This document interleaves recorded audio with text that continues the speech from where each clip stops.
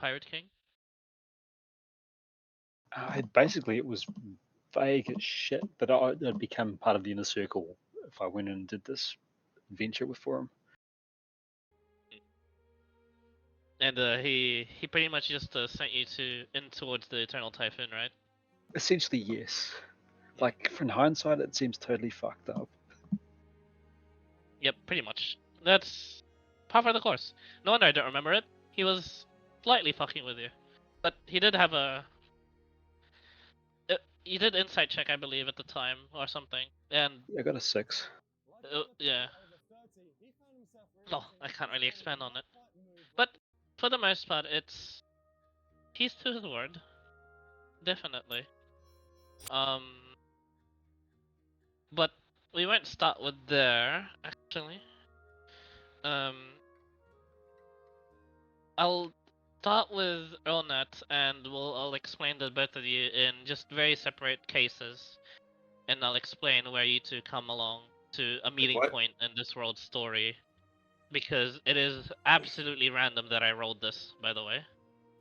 But for Earlnet, we'll retcon a bit the whole teleporting into Aki's ship still happens, except we'll retcon the interrogation. We'll redo the interrogation, essentially, as something a bit more serious, as well as a bit more drawn out, rather than the whole sort of just gloss over that we did for Earlnet. Because Earlnet has by far the most chaotic and confusing story. Not backstory, just current story of all the characters that has happened thus far. But it's Of course, it's me. I'm not surprised. And it happened to be the one. It happened to the person that is based off of, Mr. Gerald, the guy that hates portals. You happen to be the guy that So I roll this every time, and you happen to roll a 1. You are basically cursed by a god, and you are cursed by the Earlnet was essentially cursed by the Maker. Oh.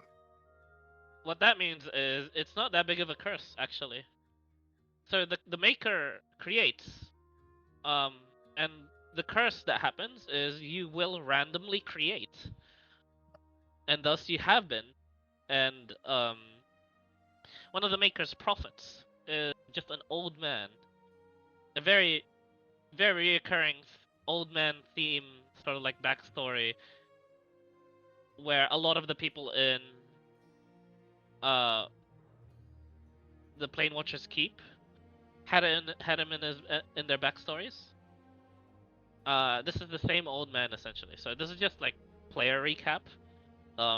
This is the guy that's been messing around, putting people into portals, and eventually giving them to Frederick's community.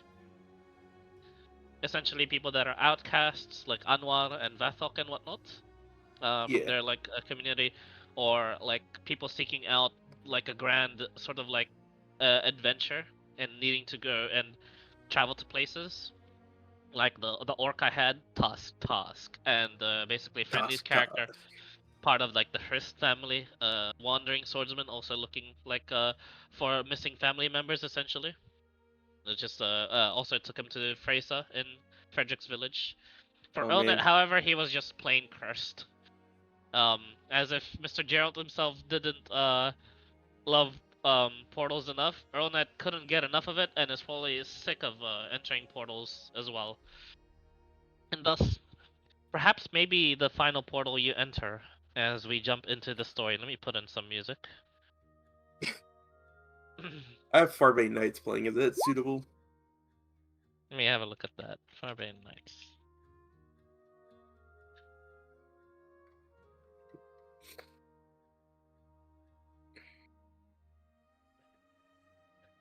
Yes, actually. This is indeed suitable. Let me refresh the page so it plays properly. Oh, fucking portals. Alright. And yeah, I remember on Aki's ship, there was he has quite a bit of special people in his, well, not too much special people in his crew, but as a passenger, there is one very important person, and I need a. Let me grab a can of beer for this one.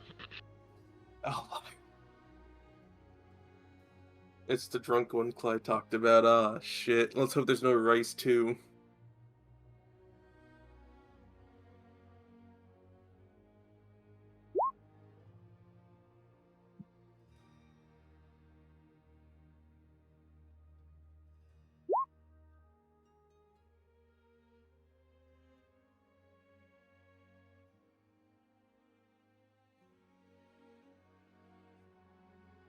He gets guns, I get chicken. Doesn't seem fair. So fucking true. This shit ain't fair for me. I want the chicken.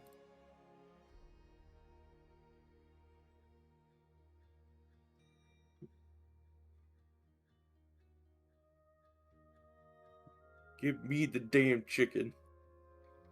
Chicken, indeed. All right.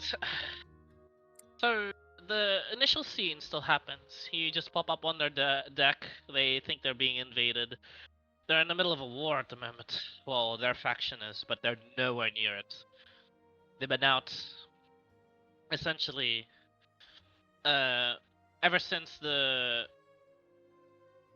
um the Selwa Oasis incident from the Dragon Slayers. All of its higher ups, essentially the elites, Always comes the back to people those that have been guys. playing it, the people that have been like helping it. So Nova's always been traveling around.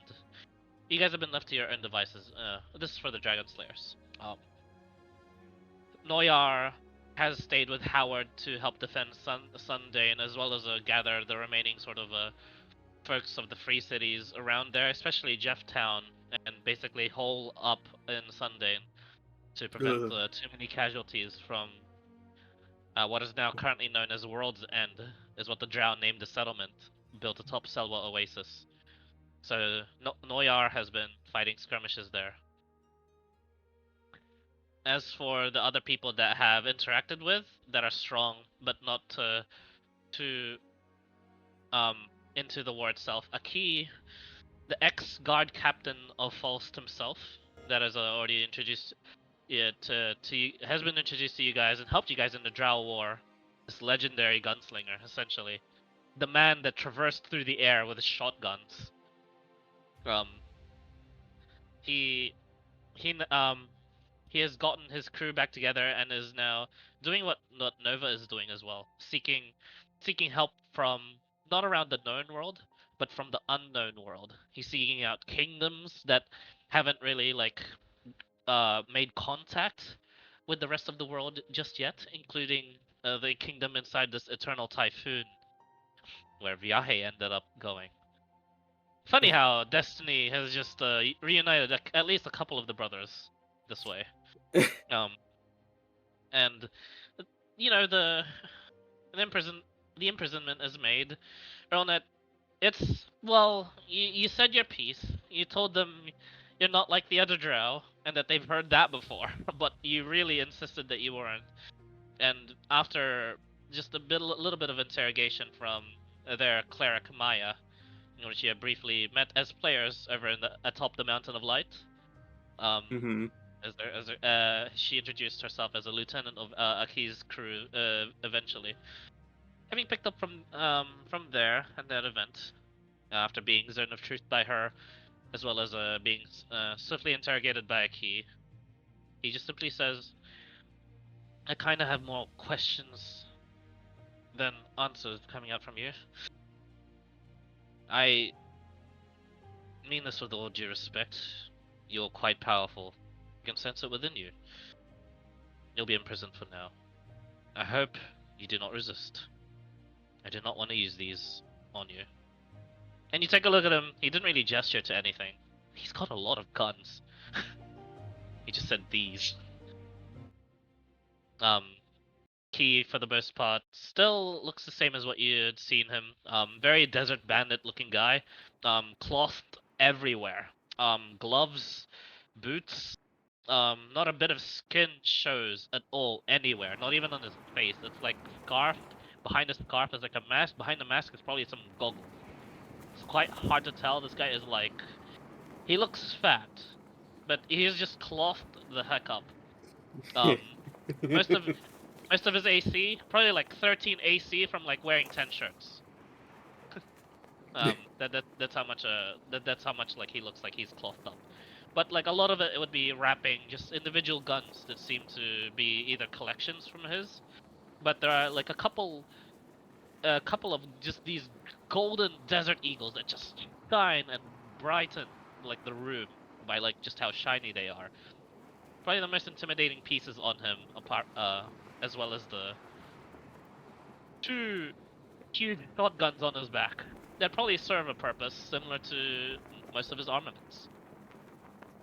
As you're taken by a couple of like his burly crewmates into one of the cells, you see that as well.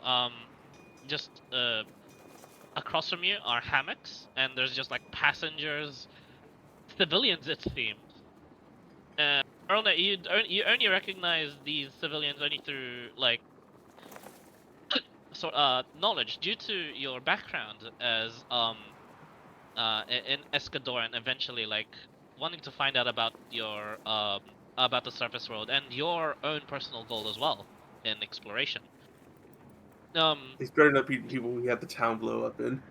You didn't. They're not, but some of them Okay. are not from there specifically, but from the same region. And there's just a spattering of civilians from all across the known world, at least the known surface world. You've got a couple there, a couple in their furs that are just barely surviving the apparently like very warm cabin, it seems. You recognize them only from like the text as people from the frozen waste. There are people in there's like some stuffy and snobby nobles that seem to be trying to like make a pass for this beautiful, what looks to be like a songstress looking girl, clad in what looks to be light blue dress and pink hair, very large, like quite a bit of makeup on her, and just like sort of like just these blue Hisoka style sort of like under upside down, sorry, little tiny blue hearts that seem to glitter her face from underneath her eye. She just politely keeps on declining them as you see nobles from prominence, for whatever reason here, speaking to the songstress. You see what looks to be peasants of all varying sizes and deterioration. A lot of them seem to be fed up. Out of it, maybe just done. And it kind of hits you, and it reminds you of like your situation as well. You kind of want to be done with this. Your strength has carried you this far, but it has only made you survive. A part of you feels somewhat. Part of you, it sort of like forces it upon you. This shame. Maybe it's just your Drow heritage. Maybe it's the betrayal. Maybe it's your strength not counting enough for when it was needed the most back in Fraser Village. Maybe it was lacking strength at the time for when you were with your Drow friends, encountering that. Perhaps maybe encountering that sort of praised disciple of Escadora. Maybe even as far back as to trying to repel the Empire from the Drow. Maybe even as far back as to the trials over where the Fae had sort of corrupted. You think corrupted, inhabited the place in the Underdark. A lot of these sort of like conflicting, but they're not conflicting. Maybe there was some influence. Maybe there was something in the water, maybe down there even, that had clouded your mind and made you think, no, you need to stop thinking, actually. You need to stop thinking like that. Maybe the surface world isn't that bad. No, That's not true. It isn't actually that bad.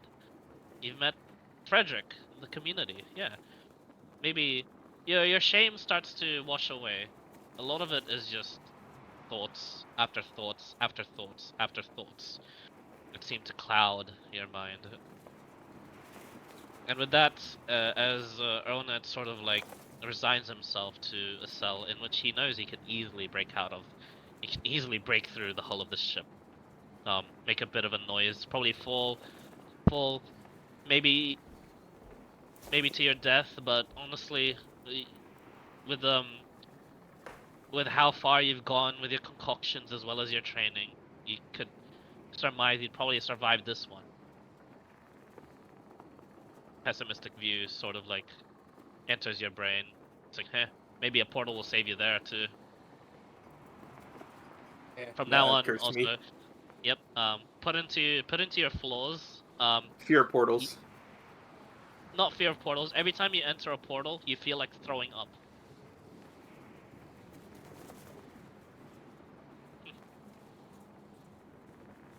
Also, put in the fear of portals, if you sure.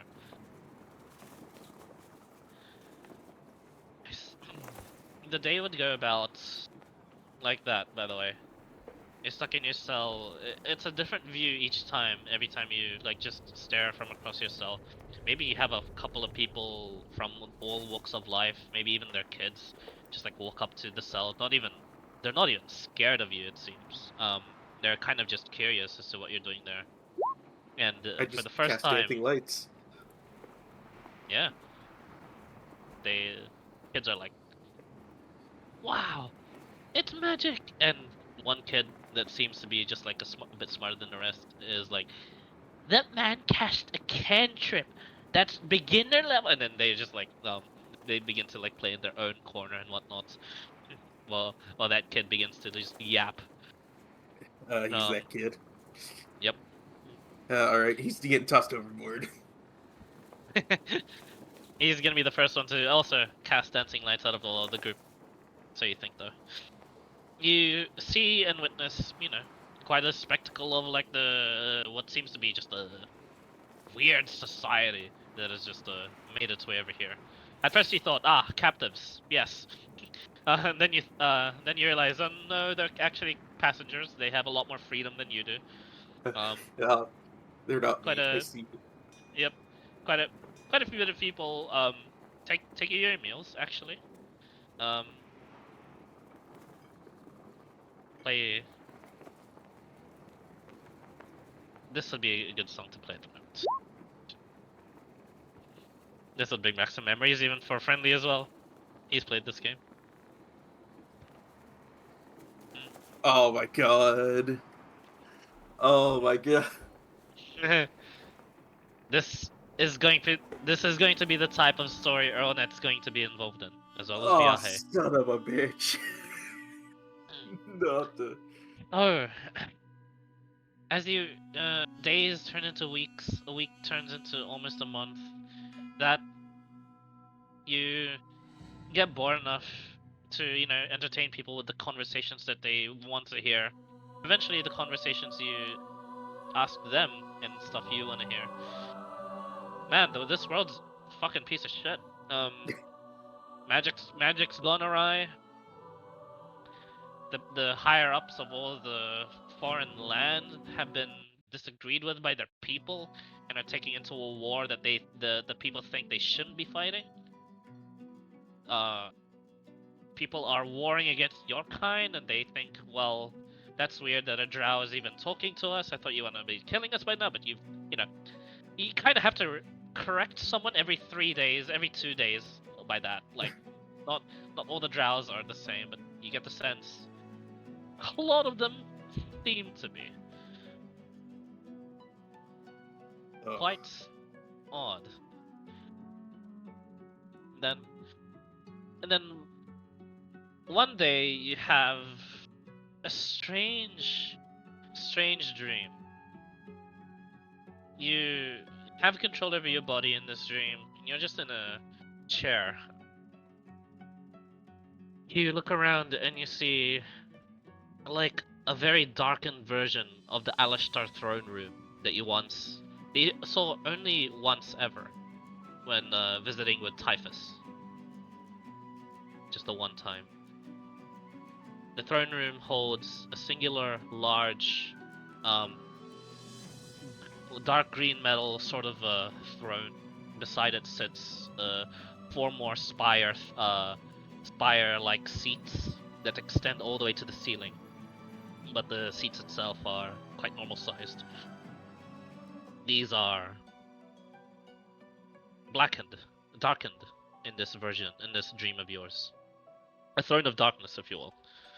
And you find yourself sitting atop it. And you can't move quite yet. And then you thought you had control over the dream. And then you find yourself moving. And it looks like you're just a spectator. Your eyes are the windows as you just see yourself in this sort of like dark place. You walk, and then all of a sudden, portal flashes before you, and you just immediately go, ugh. You begin to retch, and you begin to actually get control of yourself there. At steps from there is this old human man, balding, just barely any frizz of hair on his head, and if there is, it's just gray. Wrinkled, but not quite a raisin, but getting there. Drying up quite nicely in the sun. This man is in robes, not tattered, clean actually, clean brown robes.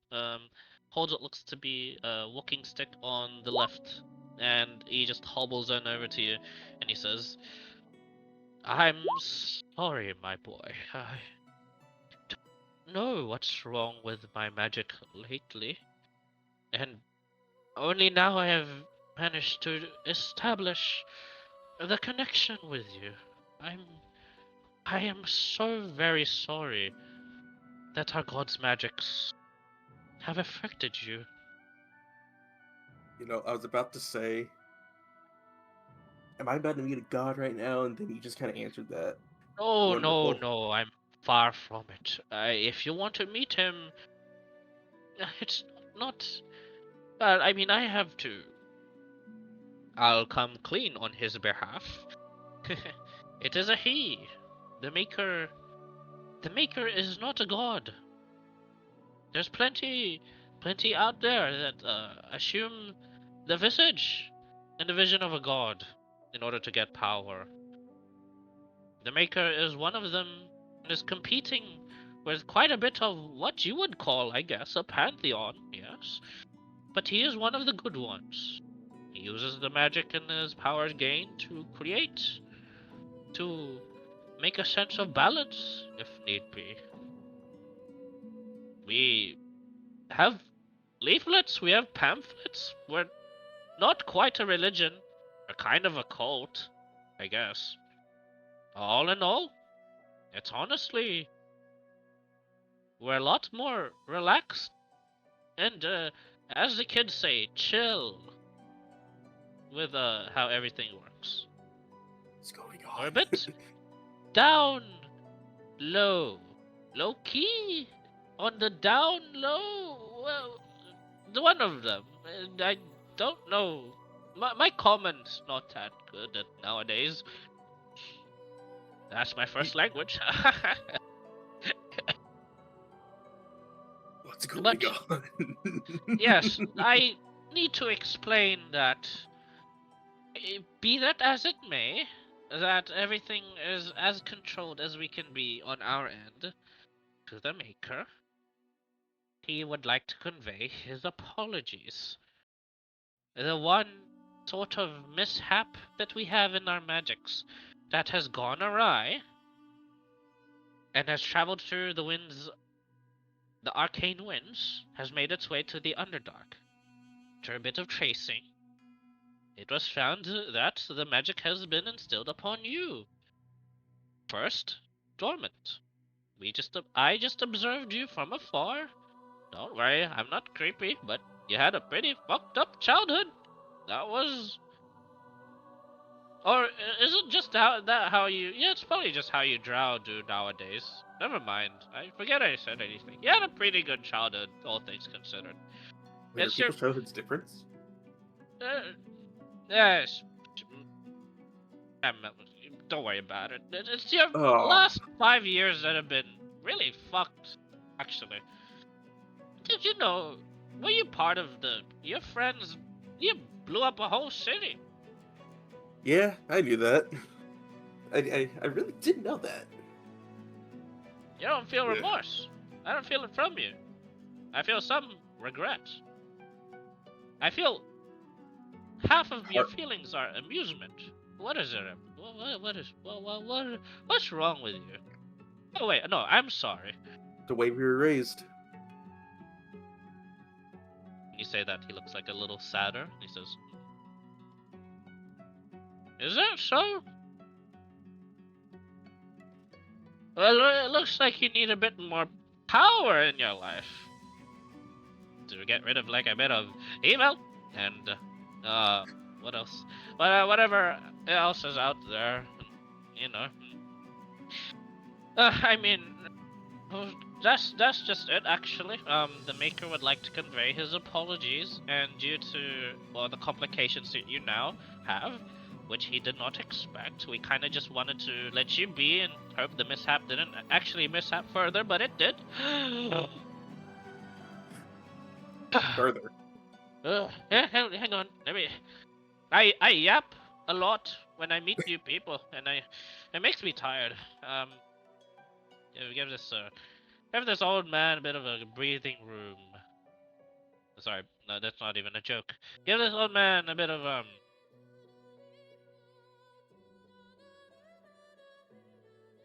Anyway, to convey his apologies, and he he produces what looks to be something from his robes, and it is just this shuriken-looking like four-pointed blue metal star. And he kind of just like walks up and then he just outstretches his other hand and he goes, "All right, open your hand." Okay, I open my hand and outstretch my arm. He just puts it on there, and it just rests on it, and it just begins to float on your hand, and you realize that ain't no blue metal. That is the most condensed amount of pure arcane magic you have ever seen.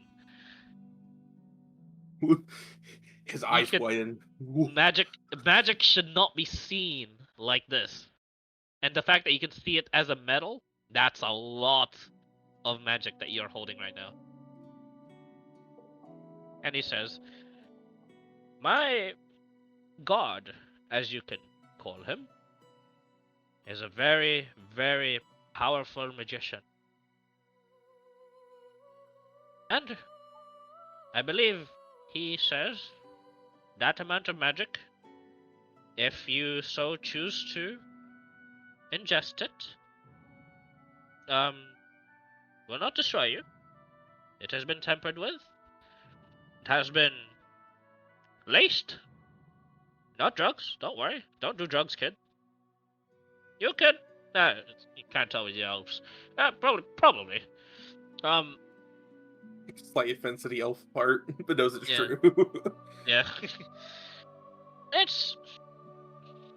He says it will awaken your curse into more of a blessing and true power for you. Of course, you can just hold on to it and keep it and give it to someone else if you want. Or the alternative, he says, was just throw it at something you don't like and then run away really far afterwards. Yeah, I mean, so yeah, I am the prophet of the maker, and I apologize that a bit of your life has been affected by our magics. But should you not stray too far from the path, and you wish to create and help the worlds, not just this one, there's plenty more, multiple realms that need the help that you tried giving the community that Frederick tried to make. We could use a bit more hands. And you don't know how to find me, but if the intent is there, we'll seek you out. Just be careful with that thing for now, okay? Or just eat it right away. How do I go about eating it if I wanted to? I kind of try and tink it a bit. You literally just eat it. Oh, do you just try and bump it a little? No, I try to like tink it a little bit with my finger, like since it's hard metal, just like ding ding. ding. Oh yeah, as soon as you tink it, it just gets sucked into you. Roll a d100 for me. Oh shit! And he goes, oh, I should have told you. Oh fuck me.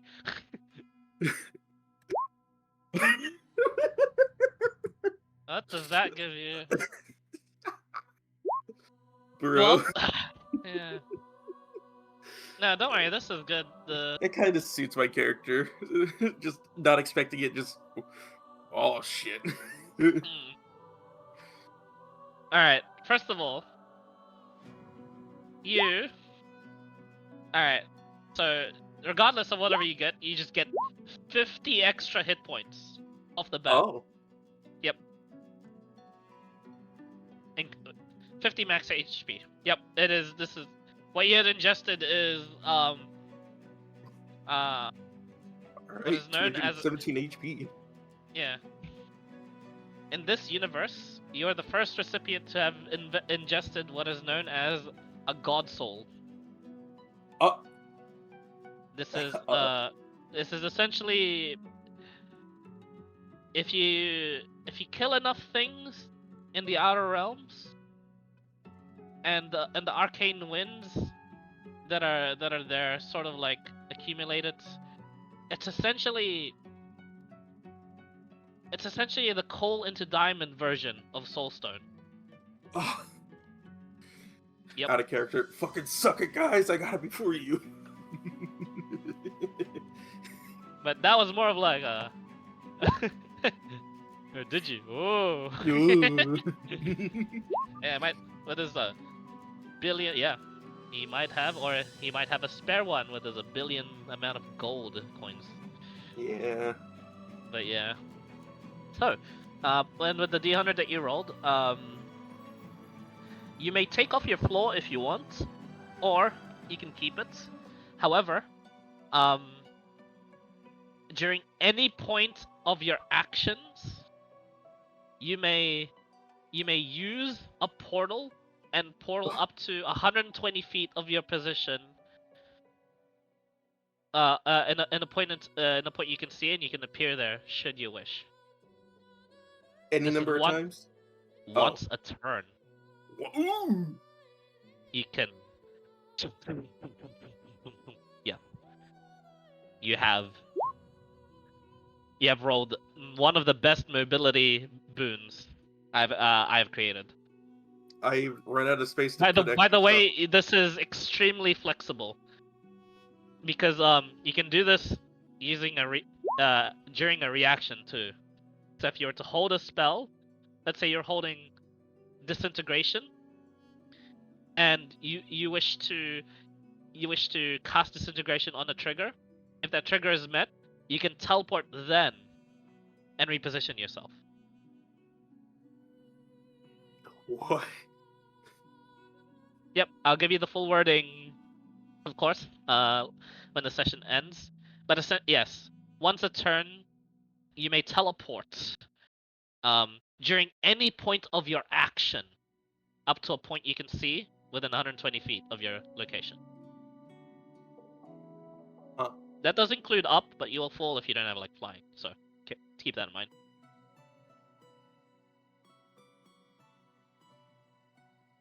Yep. By the way, that is the first benefit that is given you. The second benefit is you can now cast plane shift once a week. However, this version of plane shift ignores the godly restrictions. Oh, what? Meaning, normally in plane shift, if you in normal D&D 5e, a god can kick you out. That is in the wording. This one ignores it. You can, and this is that cool point item, super key, but once a week essentially. Oh. Yep. What? Yes. Huh. Oh my god. And he goes, "Oh shit! I should have told you." And then you wake up, you're like, "Ugh." And then you burp. When you burp, there's like blue glitters that sort of like you hear from your mouth. Like, oh, yeah. Then make a wisdom save for me.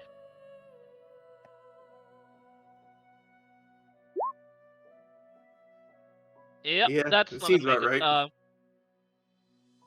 And then you immediately go, I kind of need to go back to sleep again. And let me drink this can of beer. Hang on. That's the brother I remember.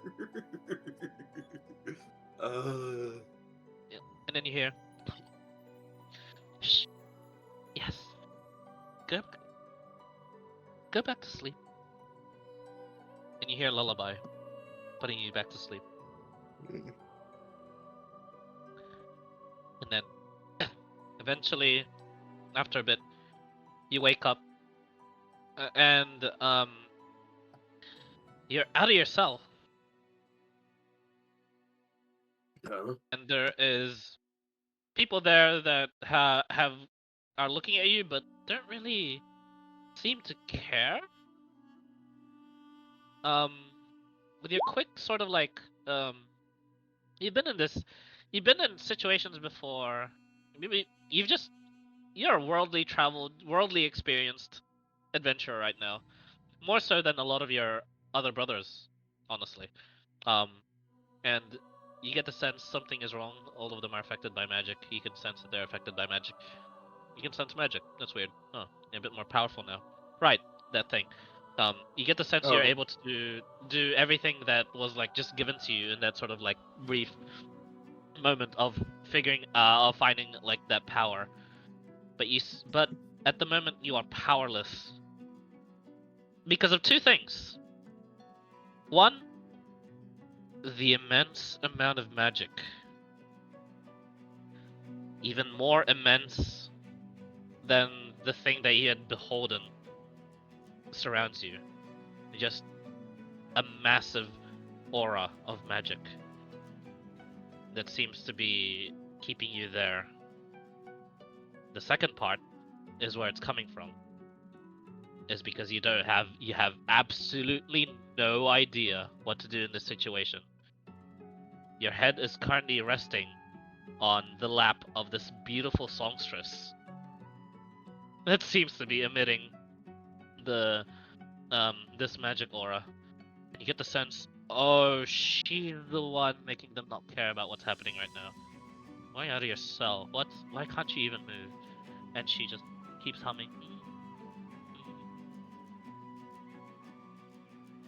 Oh, you're awake, she says, smiling at you. And she's beautiful. You didn't think you could find the surface folk beautiful, but she's very pretty. Eyes darting around like, huh? What? Yeah, upon closer inspection, she's quite a bit like I mean, I'm literally using like Seraphine's token for her, but she's definitely a lot like Seraphine. But her whole like sort of like left side is like glittered with like these upside down hearts. Like blue, like very very tiny. She smiles gently and sort of like just scratches your hair and just like caresses you for a bit, and she says, my, I didn't think I'd meet such a more helpful, appropriate, and weird. Oh, there's other adjectives that are just not coming into my brain right now, but will come soon in the form of song. I'm joking. Hello. You can talk. I'm not that pretty, am I? What happened? Oh. No, you tell me. What happened? You fell asleep and then all of a sudden, you've got some power in you.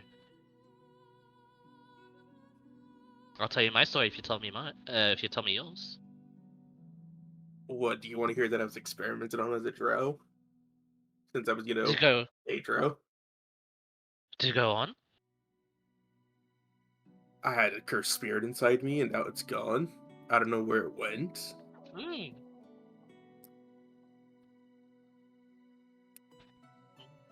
Keep going.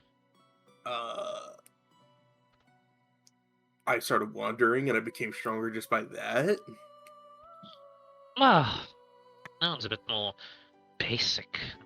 Well, I mean, yeah.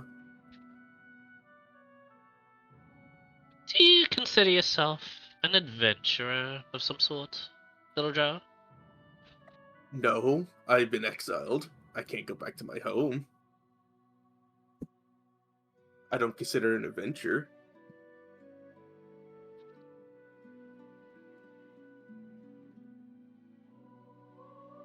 Oh, that's a bit sad. But you can see the places that you can go to now, right? When she says that, how does she know? That's a bit creepy. How does she know you're able? Yeah.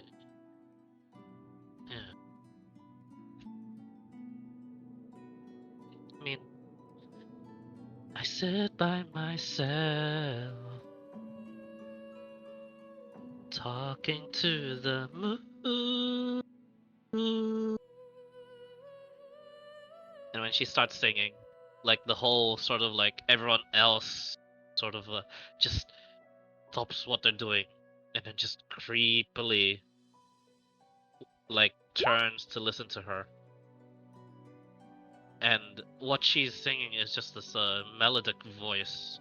Her voice is amazing. But make a history check for me. History. Am I good at these? I don't remember. I guess 22. I am. You are. A melodic tune. Her voice sort of like cracks in places. She's definitely not sang in a while. And then just after like just a tiny bit of warm up, just sings the most beautiful like song, the chorus, talking to a moon, seeing the sacred moon, seeing the hidden moon. She's hinting at the fact that one of the godly realms that has been hidden to all of humanoid kind for as long as you can remember, including the Drow, Chalth's realm. Technically, you can go there with your ability. And as she finishes singing, she puts like a finger to her lips. Sorry, I was inspired. Her eyes quickly dart around and then to you, and she says, Well, Drow that was experimented on and had his fair share of troubles in his travels. Let me talk to the captain. Let me talk to the people that's overseeing this ship. I need some help to find some people that I lost along the way. And they happen to be stuck in some unsavory places. But don't worry. Well, you're decently strong. I'm very strong. We can make it work. I'll accompany you. I'll help you in your travels. I'll help you out. I'll be there for you. And, of course, for however long as you need me to. Because I have a big favor to ask of you. As soon as all your troubles are done, I'd like you to bring me somewhere. You can refuse if you'd like. And none of this would happen if you so wish, but Where please, is this somewhere? only you can access it, my dear, with your spells. Oh, spells? No, with your powers. So, could you do me a favor? Please don't refuse. Make a wisdom saving throw. Oh, son of a bitch.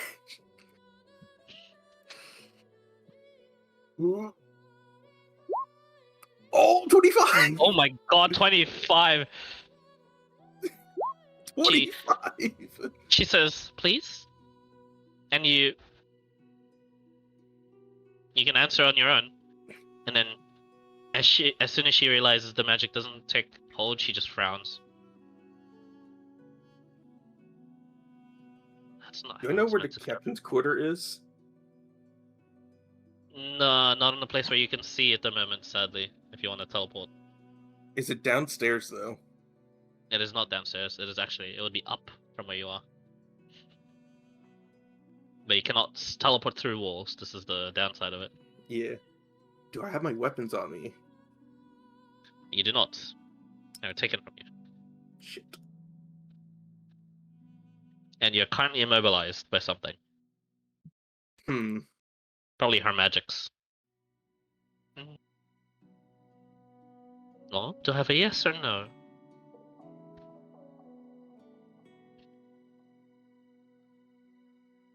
Three conditions.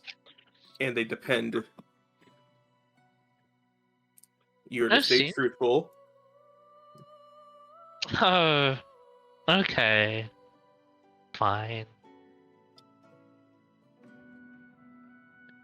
You're to help me stop my brother from doing something he's going to regret, and help me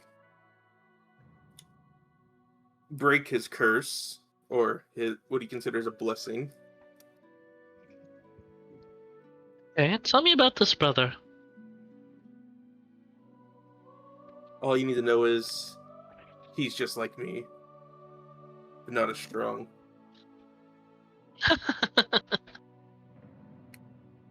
Cocky, I like it. Third condition?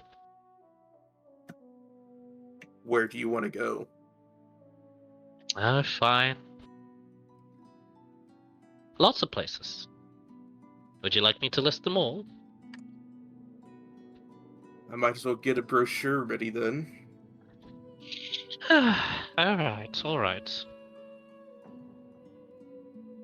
Towards the center of the Waste of Oblivion lies a dark portal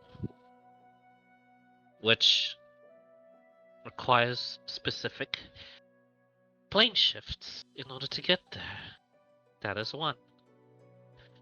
The hidden realm, the hidden moon, the sacred moon of Cholth. That is place number 2. Through the very edges of our known universe lie the corruption and the void that ever expands to eat us.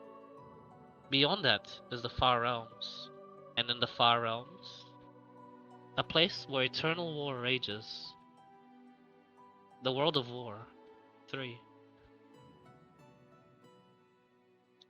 4. A lost world, a destroyed world. A world where promises were magic.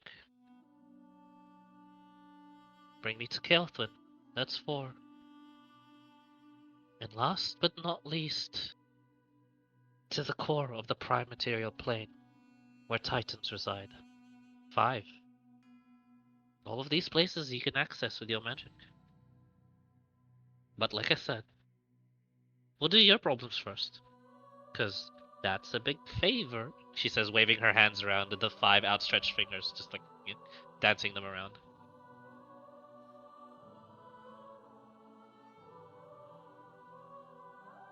I would shake my hands, but I can't really move them. Oh, sorry about that. But I take it you accept. As long as we get through to my buy into the bargain. Alright. She waves a hand and you can move now. She just pushes you off her lap. And she stands up. Alright. Well, go to your cell. Let's make sure everything is not too awkward when I release the magic on these people. Uh-huh. Don't worry, you'll be free soon enough. Let's just take our time with this. So you go back to your cell? Yeah. For now. Alright. You go back to your cell. She Where's closes that kid that was being a bit snobby? Not there. Out of sight, it seems, at the moment. Killed. If I see him along the way back, I'm gonna give him a wedgie. Sadly, you cannot see him. Damn. I'll save this NPC from the wedgie of his lifetime. I can imagine a time stop wedgie who just fucking. Oh god. Not exactly time stop, but yeah. And she, when the cells is closed, she releases the magic, and everyone seems to go back to their duties or just lounging around. She curtsies in front of the cell and she says, "Well, I am Arya. They call me the Universal Songstress. I sing and tour in a lot of planets, you know. I'm actually quite important. But won't be feeling right if I tell you to bow for me. I actually kind of need you. Well, pleasure doing business with you, Mr. You can call me Earlnet. Mr. Earlnet. Pleasure doing business with you." She curtsies. Once again. I do a half bow. Nice. You have some manners. That's great, sweetie. Well, I am Arya, like I said, and to answer further your question further, I'm looking for the rest of my friends. You see, we own an inn. We'd like to go back to it one day and spend our time there. We've had a quaint little name, had some grand adventures. We're really strong, actually. I'm really strong, so don't worry. I can help you with whatever you need. Huh. And where's this inn? Oh, it's in the Free Cities. It's we picked our magician picked out a rather nice geographical center of the world, and well decided that it should be in the Free Cities. So it's there. Oh, it's called yeah.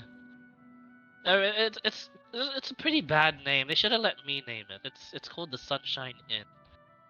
I'm part of the Sunshine Party. Never heard of it. Yep. It's okay. We're really strong. That's all you need to know. Yeah, no idea who these guys are. But yes, and with that, as you meet after playing D&D for 8 years, the first member of the Sunshine Party. And of course, it's this dumb fuck. Yep. She's not dumb. She's just extremely. No, I'm talking about Earlnet. Earlnet, it's yeah, this yeah. Dumb fuck. It's this dumb fuck. Yeah, Arya is the bard of the Sunshine Party. She is quite powerful. But yeah, eventually, as this goes on, Viaje. Initially, when he had entered the Eternal Typhoon, it was a hell of a journey and a lot of fucking skill checks. If you don't remember, there was so much skill checks, and I'm surprised that you even lived through it. Poor Bob indeed. Bob. You and 12 other Drow have made their way into the Eternal Typhoon. Immediately, 6? Was it 6? Started 7. Okay, yeah. treasure chested, yes, indeed. You and 6 other drow have made it to... I remember, at first, just a village within the outskirts of the Eternal Typhoon, in this sort of like kingdom.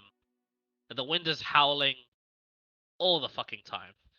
It is just like an island surrounded by this massive tornado. It's a bit more dome-like and spherical in the eye of the storm, it seems, just keeping you in or protected. You left off of the ship about to land? Oh right, yeah. Well, you did land.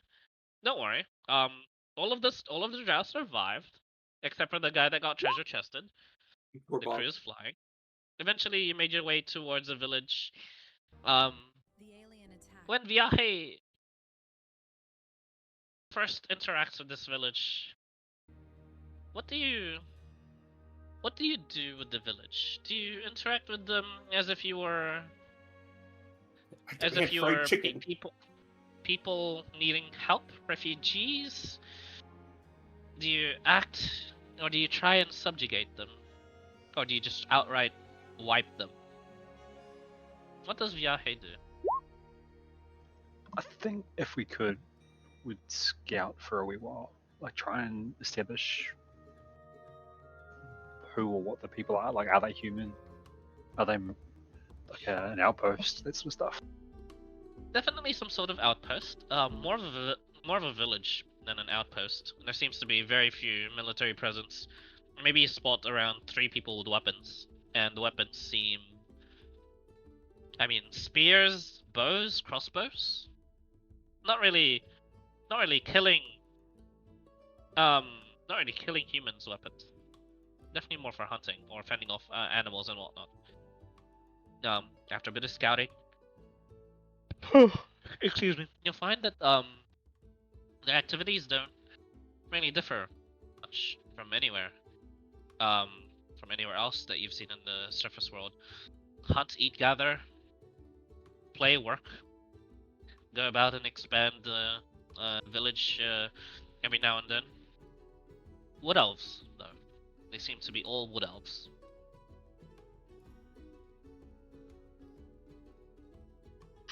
Do they venture out in parties? There's always groups, or is there solo? And is there forests and such around, given it's wood elves? Definitely forests around.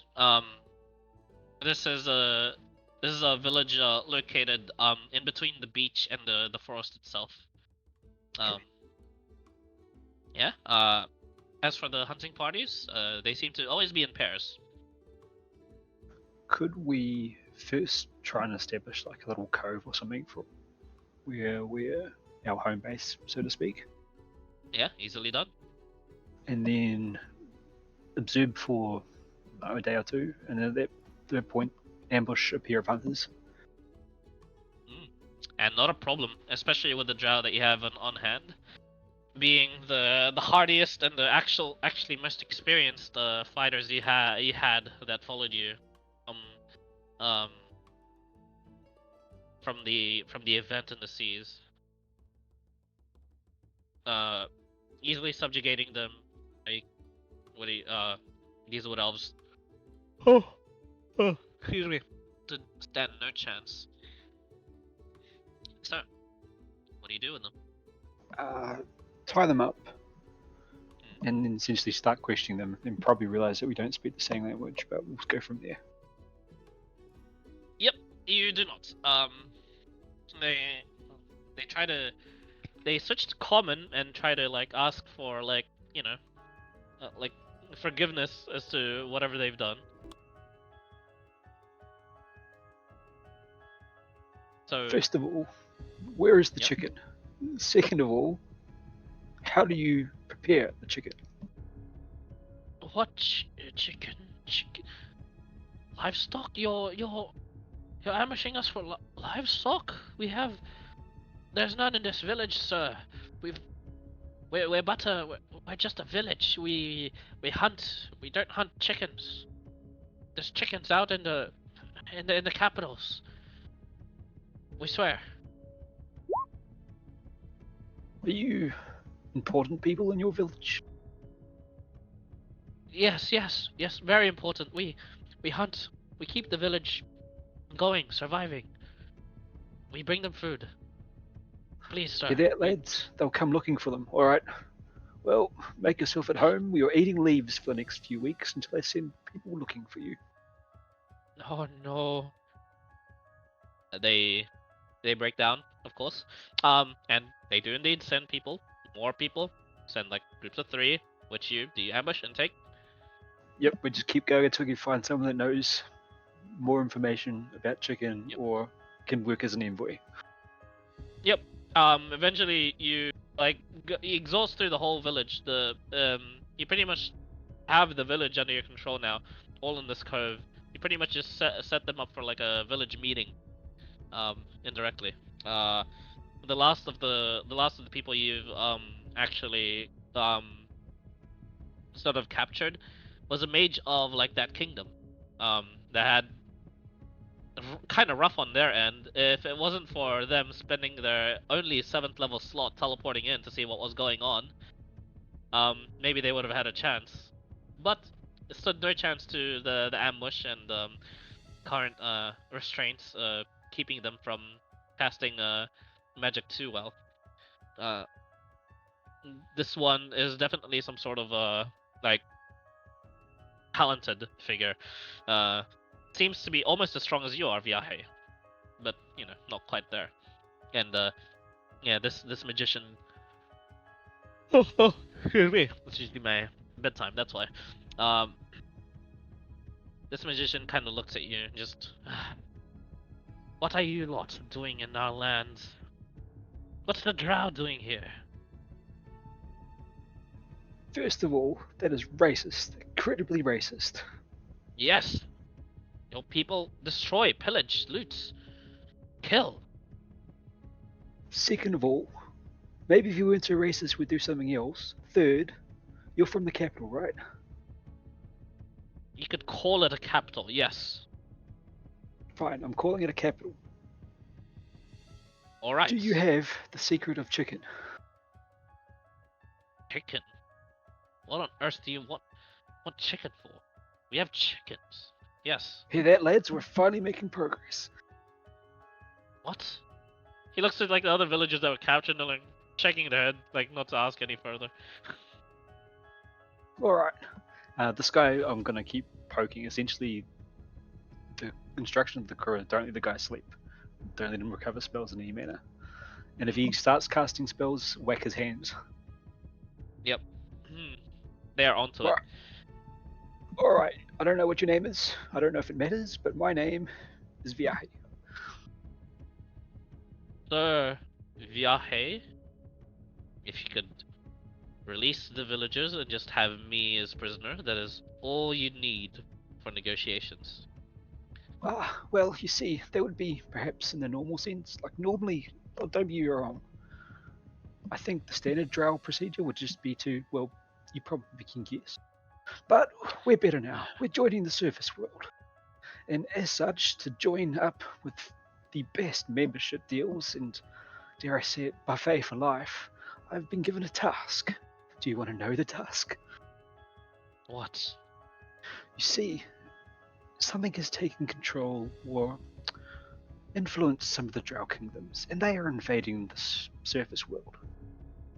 Did you know that? No. We've cut ourselves off from the outside world. We want nothing to do with you and your wars, if that's what it's come down to. I see. But, well, the person that's guaranteeing me a better chance at life has his eye on you. And, well, from all of us, we've decided that either you become part of the solution or you're part of the problem. Do you get my meaning, friend? Yes. Yes, I do.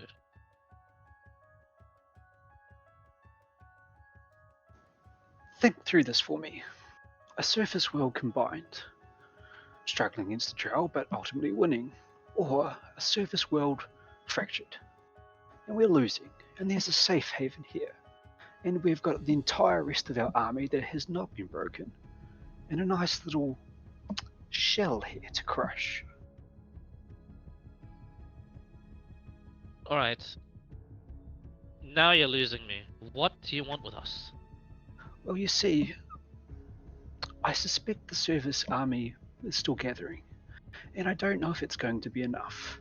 And if you don't decide to join us, well, perhaps as a last act of defiance, you can be the next target to crush. Then you're gonna want to speak with my king. Perhaps. But you see, I've got a personal stake in this. Because, personally, I would love to have a better life. But there's two options. I can convince you to join, and then I'll get rewarded outside, or I can sacrifice you all to the sea, and I will be rewarded. Make an intimidation check with advantage. That's good. 18. He looks absolutely fucking mortified by the comment of the sea. And he realizes what he's dealing with here. He knew you were Drow, and the features of your sort of like new form sort of like hide themselves really well when you're not, being yourself. But when you be yourself, all of it kind of comes out. And he just goes, I didn't know you were that? Alright. I'll, like I said, if you kill the village, the civilians, it will only antagonize my king. There will be no talking. If you kill me, there will definitely be no talking. If you keep me around as a hostage, they will not outright fight you, should you wish to visit our capital. I am not lying. I am saying this because I do not want to wage war with the sea. We have had our problems before. That is you and your people are the only peoples that are causing us troubles. We don't want any more. Please. He seems pleading. Can I insight to see like if he's planning his way out or he's legitimately reasoning? 20. He's legitimately reasoning for the most part, but when he jittered and staggered a bit when he said, your people. Not because... You get the sense he didn't mean the drow bit. He meant, like, your actual form. Makes sense. Yeah. He's fucking terrified of you, dude. Just thinking things through. I think I understand the situation. You're there, villagers. Who is the slowest runner? They all look to the oldest guy in the village. Old as fuck, wood elf. He's raisoning. Will he even, like, do I think he'll even make it running to the capital? No. You're next, slowest runner. They look to a kid. Discounting all the old people and the young, the next slowest runner. They look to they look around for a bit. Actually, they take a while and then they end up just voting the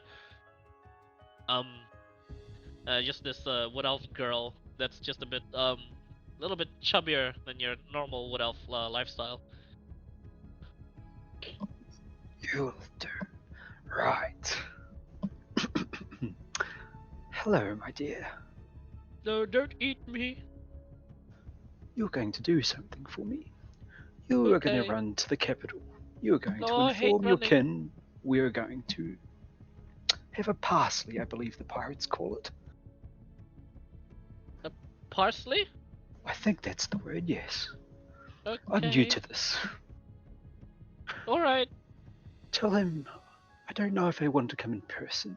Perhaps send someone in his stead, someone that can negotiate. That there's You there, mage. What's your name? Tildwin. Tildwin and am- I, plus the rest of the village here, What are do I going call you? to have a discussion and enjoy each other's company. But don't Okay. tarry too long. The Leviathan hungers. She Goodbye. runs. Yep, she runs. She starts slowing down already, but you think she's gonna make there barely, and that is probably your aim, right? Yeah, the Legend of the Marathon, essentially recreated in D&D. Yep. Takes about a day. Tildwin was not kidding. They and then what seems to arrive is a force as intimidating as your own, Viaje. For this man that suddenly approaches and appears before you just outside your cove. Which, do you meet them face to face? Or do you wait in ambush? What do you do here? Our cove, is it reasonably defensive in nature? On all sides barring the entrance is pretty wide, actually. Not defensible. Okay.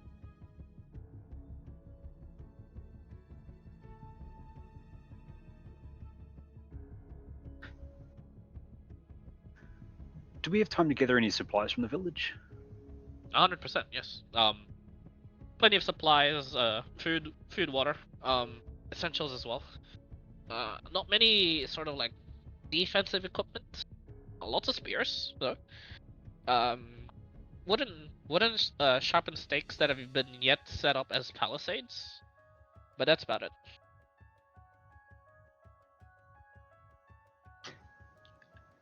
In between talking to the mage, can I walk into the water and try to contact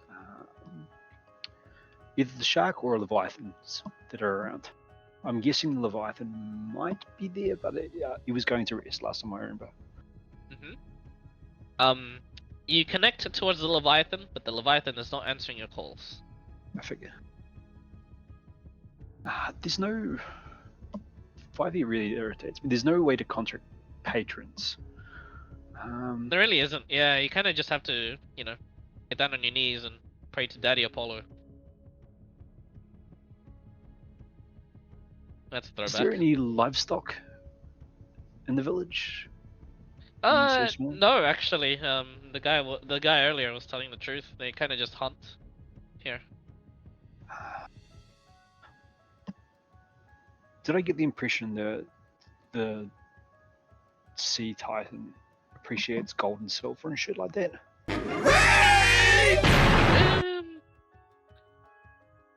You get the impression that they don't do too well in sacrifices unless it's an offering of putting something that was from the sea back to its place. I see. With it. Yeah. Could be something as little as returning shells to Yeah, I the was just beach. thinking, can I essentially ransack the village looking for shell decorations? Oh yeah, there's plenty. Yep. It would be a pastime of theirs to be doing this, yeah. My lord, a paltry offer. Perhaps you could lend me some presents here as a preparation before the king arrives. And as you make contact with the sea titan, it does respond, and you watch as the waves sort of recede and keep receding from where you are, essentially creating some sort of riptide until it crafts and creates this large water elemental that seems to just loom over you and just stands there before you.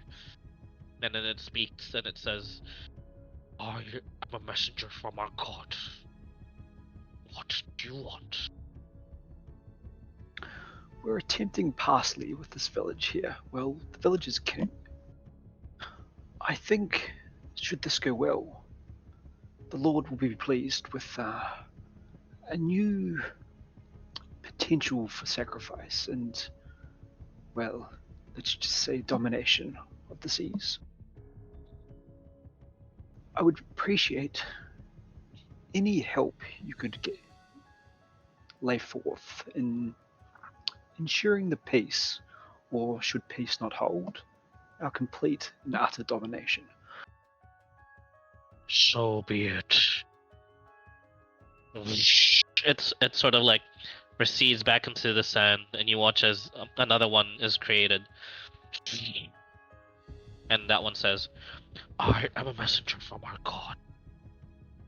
You will be given help so long as you free a certain creature. It resides deep within the castle of this place. It generates, it powers, it fuels the typhoon that defends this from the outside world. Free this creature, and a god to the rest. You will receive domination only through destruction. The sea swallows all. Make sure to remember that. And it recedes slowly into the sand. Hang on, what is the name and form of this creature? It recedes. You're just given a location. First, I don't know what a chicken looks like. Now I don't know what I'm supposed to be saving. Maybe it's a giant chicken. It may be. Yeah. So we've got a couple of rogue scouts, so I'd have them on the lookout before the king arrived. Oh, yep. Eventually, he does. Well, not the king, but some sort of like, you get sent in advance. Some sort of like general arrives with what looks to be like a platoon of soldiers. 10, all clad in what looks to be the greens and silvers. The general himself in like full silver armor, beautiful, embroidered, gaudy, a bit much. And he says, "Halt! Do not go into the cave, my soldiers. They have captured our strongest mage. They have captured Tildwin. We must stand vigilant." And you hear from the cove, sorry. "Oh, for the love of God, I can hear you. Stop giving it away that I'm fucking important. It's Tildwin, by the way." The general just like, "Oh, there he is. Prepare to charge." And do you interrupt them at any point at all? This guy seems like an idiot. I'm gonna black tentacles in front of where he's gonna charge, and if he charges into it, it's on him. Yep, he does not actually. He's got some combat sense. He actually steps back and goes, "Foul sea creatures, show yourselves. Defend yourselves against the tentacles." Tildwin, I have come across people like this, General. I am sorry. There's always sacrifice to the sea. Don't do. Be that as it may, that I might entertain such an idea. Don't tell him that. I'm afraid the sea might spew him back out, alive. Oh no, it won't. Believe me. Okay. I got the best lot of chicken ever. What are you? What is your obsession with? Let me handle this. Farzan, please, stand down. They have hostages. They have me hostage. They will kill me if you don't listen to them. And for Farzan, this general just says, "No! For the love of the gods, no! Shoot! Defensive formations, men. Whoever you are, foul beast, show yourself. I will negotiate. But prepare to fear the silver, should you not be truthful to me." Just you, unarmed. Step round. And I'm going to be standing there with the good shit poison on, bow drawn. He reluctantly drops his spear, keeps his shield though, and then walks around the tentacles, and then faces you. Where are we to talk? In the distance? For now, this king of yours, where is he? He resides in a castle. He is heavily fortified, defended by none other than me and my platoons of soldiers, ready to rush by his side whenever he needs. Are you familiar with the spell called Tsunami?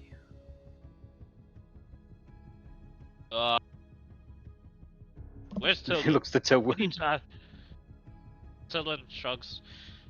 I mean, I'm familiar. I'm not sure if he is. Just, you can explain it to him. The castle and your platoons mean nothing. I wish to enlist your help as allies willingly. But it is not the only option I have. Was that plain enough, Tilwood? Yep, I think you understand. And Farzone at this point says, you ally yourselves with us, keeping our people hostage. The request from my, I believe he said I would be peer, should I pull this off, was to have you join the rest of the world. You see, there's a great uprising, nasty business, lots of wars, and you seem to be benefiting from your isolation, and we really are frowning upon that. And so, if I can recruit you, I'll get great benefits. But also, if I sacrifice you, I'll also get great benefits. So you see, it's a win-win situation here. But for you, there's only real one good outcome. Make a persuasion check. Or intimidation, whichever one you want to do. They're both garbage.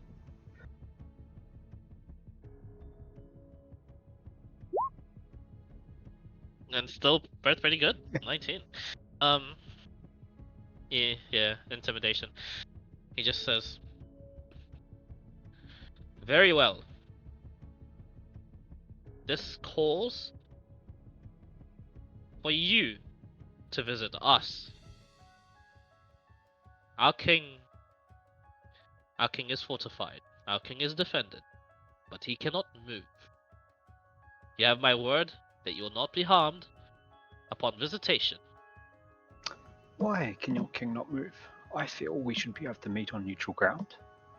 Tildwin just says at this point, the man's crippled. Far crippled. In the mind or the body?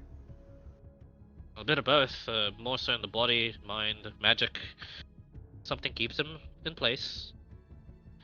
The king and his wife devised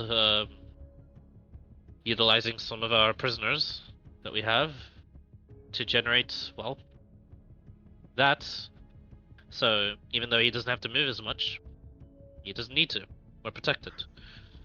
Can he not be carried? Yes, and then he'll probably die. Like I said, magically bound as well. That is unfortunate.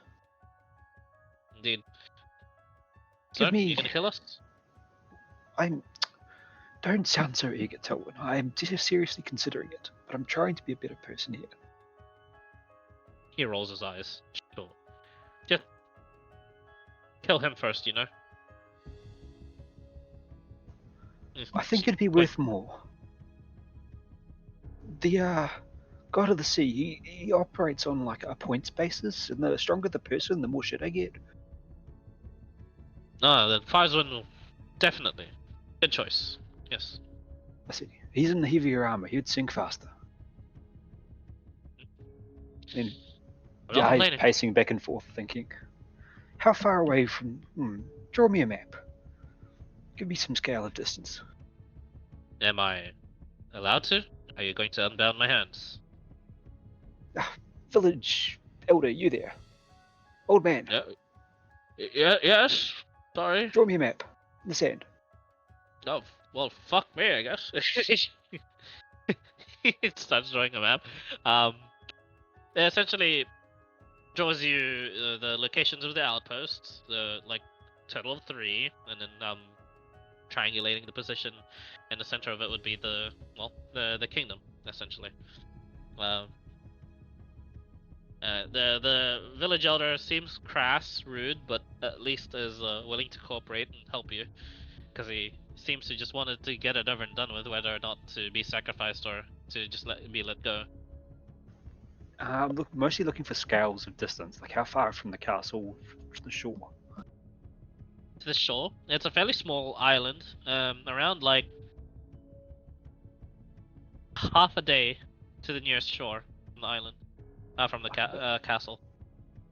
So like 10 miles ish, or Ish, yeah. because we're through forests, so a little bit less.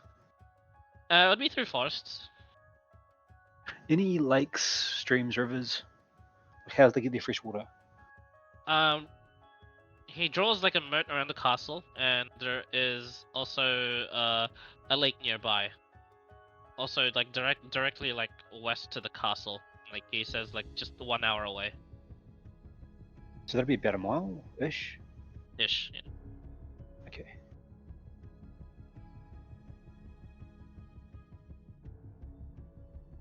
You see, Tilwyn, there's a problem here. What? There's many of you and only few of us. Right? And I don't know if I can trust you guys. Look, you've essentially captured 2 of our kingdom's best combatants, and I say, I know you haven't fought Farzun right yet, but he's dumb as bricks. And look, I'm already captured. It's not much that can stand up to you. I can feel it. You're strong. But you see, I'm not very good at reading these surface emotions you've got. You could be lying to me. I've been caught out by this before. Honestly, I don't have any response to that other than fuck you too. What do you want me to do? How many more people are in these other villages? Fuck's sake, don't look at the villagers. They're good people. They're trying to survive. We're trying So to am I. expand. So am I. See, we're same page. You see, I think if I've got just a few more hostages, then the king will be forced to negotiate because it's mutual destruction. No minions to gather food, the king dies. Capiche? I understand.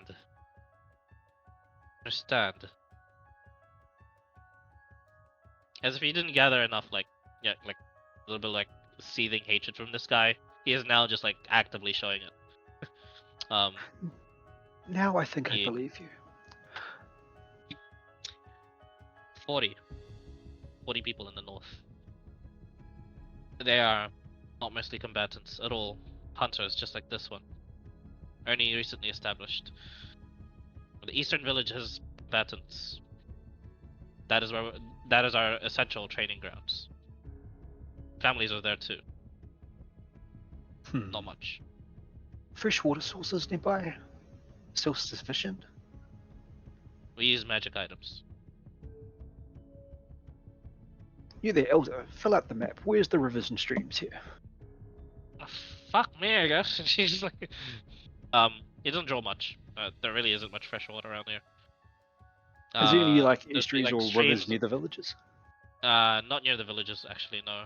They'd be pretty far out of the way. It looks like they purposely built not close to the village, to fresh water sources, so that the animals can have like their ecological systems not be too disturbed. It's, small of an island, so okay.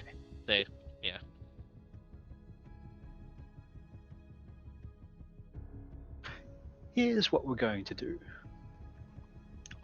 Villagers, unfortunately you're staying here. 2 of my companions are going to take some aquatic, I did say reinforcements to go keep an eye on these villages, and should everything go awry, and something go awry, well, it's mutual destruction. I don't know if you caught the little display there, but I got some rather lovely translucent friends just waiting outside. Someone just interrupts and he says, "What do you mean by that? What friends do you have?" Gonna like rotate a finger around and cause one of my what's it called? Grasping tentacles. Just slowly rotate up behind and then sink back behind this feature.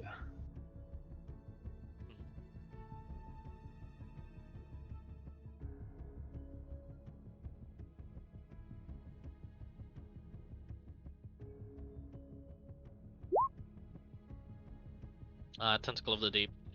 As you summon that, and it like threatens to slam into him, then it recedes. He looks at you and he just says,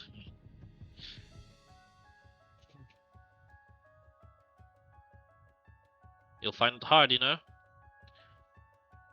Our people may be small in number than your usual kingdom, but we're hardy. You won't break us too easily." I'm gonna lean in slightly closer to him, like keeping blade ready, and whisper in his ear, "Ancient water elemental," and then grin and wink.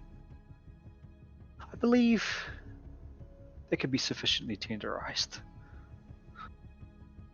How do you... What? He looks a bit... Oh, all right, Farazan. Between you Right. and Tilden, who wants to stay as a hostage, and who's escorting me to see the king? I'll escort you to see the king. Tilden's like, "You fucking idiot." Oh, I mean, I was going to offer, but don't see any fucking... Go, Farzwan. Do you Do have not... any clerics here? People of the healing kind? I know you said he's crippled, but I mean, surely you must have someone that can cast Regenerate. Regenerate? No. I know that spell myself. But you have none capable of casting it? Yes, I can. Just you? Yes, just me. Aren't you a magician? I am. Have you been lying to me? That is not a magician spell. It is a cleric spell. It is. What of it? He does the old squinty eyes look to him. What? I can spill my entire story to you here? No. Buy me some fucking drinks first. Release me from this. Get our negotiations over and done with. Well, I was hoping other people could cast it on you because, well, when you're missing limbs, it's hard to cast it yourself, you see. His looks stays steeled and determined, and he says, "Far from it for me to complain. I have no power over this. Remove a limb should you wish. I've helped you as much as I can.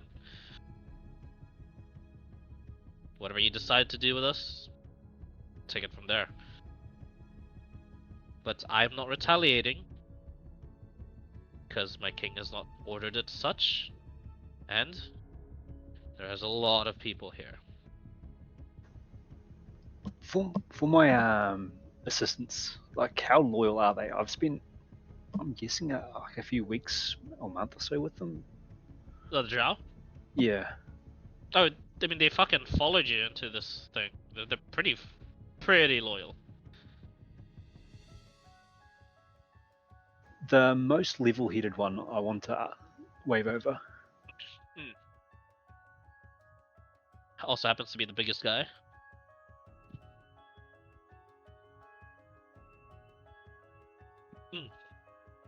Yes, Right. what do you want?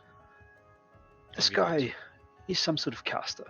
I'm not sure exactly which, but he's dangerous. Clearly. You want the throat removed? Voice box?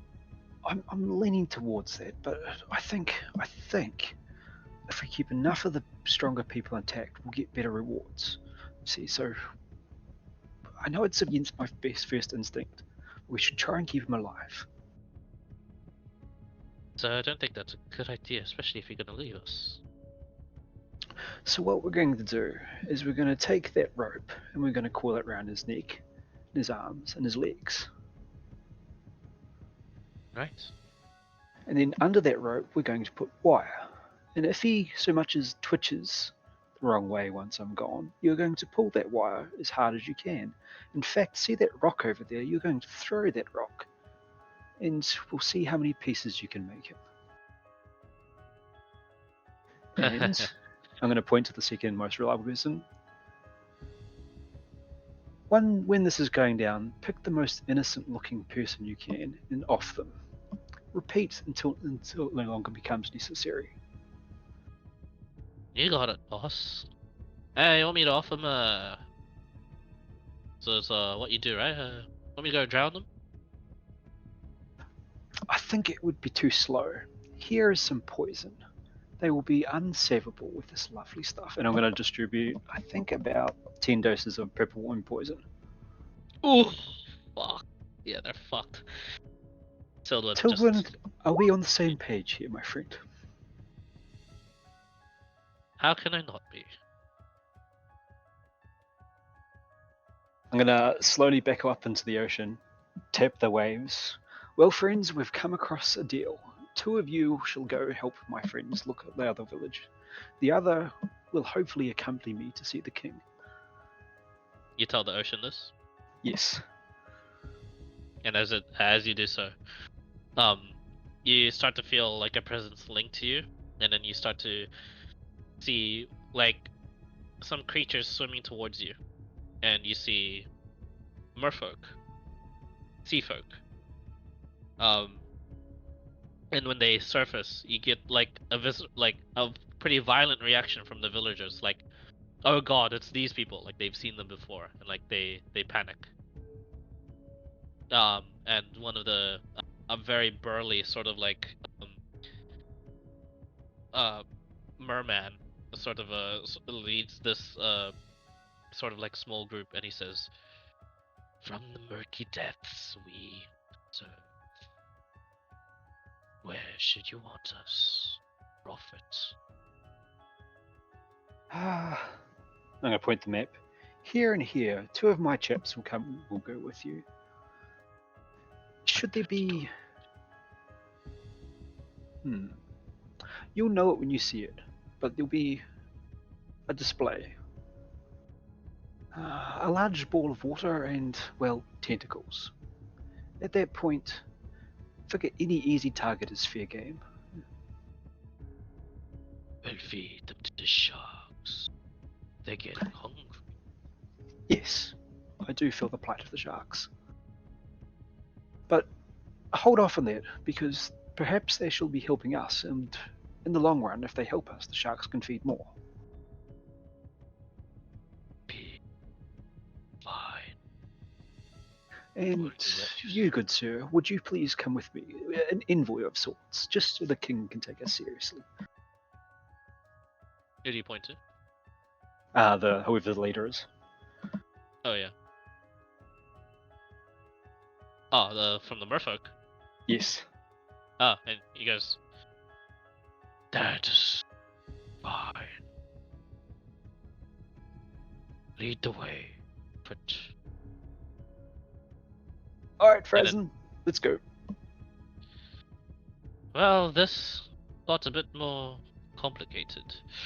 Men, clear path. Left and right flanks. Let's escort them to the king. We are under no circumstance to start anything. This is far bigger than anything we have dealt with before. Tilwyn, take care. He starts leading you guys back, and the merfolk and the rest of the merfolk sort of are led by the drow that yeah, they take to the village. Eventually, come across towards a larger city. Not any sort of sprawling metropolis, but a large enough city. The townsfolk clear a path. Quiet fills the air. The merfolk, this merfolk leader, follows you, and you follow Farzwin into what looks to be the castle keep itself, and straight in the keep, straight into the entrance. Yes.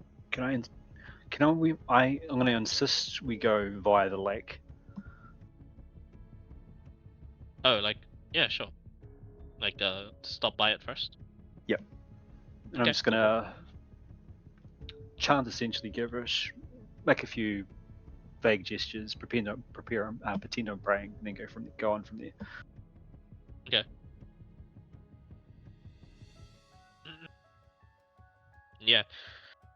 You enter the castle keep, and immediately in the castle keep itself is immediately the throne room. Actually, you're just there all of a sudden. There's no foyer. There's just straight up the throne room. A red carpet, filling out the central of the room. This sort of like black and grey stone like structure. Cobblestone on the floor. Beautiful sort of like polished stone everywhere else you see. And there you see before you what looks to be a throne. A throne made out of to be halberds, spears, weapons. Just all sorts of weapons. And there, some of the weapons embedded upon this figure. This wood elf that seems to be in pain of some sorts.